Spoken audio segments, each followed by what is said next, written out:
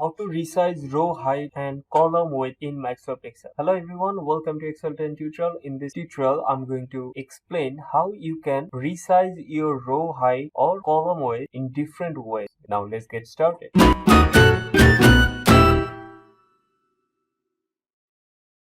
Now, if you change the column width or row height for the whole worksheet, you can either go to Home and click Format and auto-fit them, or if you want custom row height and custom column width, you will have to select the entire worksheet, go to the Home and then change the row height for that worksheet. Click OK and you can see row height has been changed. By selecting it, same place, column width, you can see it has been changed. So you can change it with your mouse also. Entire worksheet is selected right now. Hover your mouse at the edge of your row and drag it, and you can see all the row has been changed. Again, with the column, hover your mouse at the end of your column, click here and change the size, and entire worksheet has been changed. Okay, so to take effect for the entire worksheet, you will have to select the entire worksheet either by clicking here or pressing Ctrl+A on your keyboard.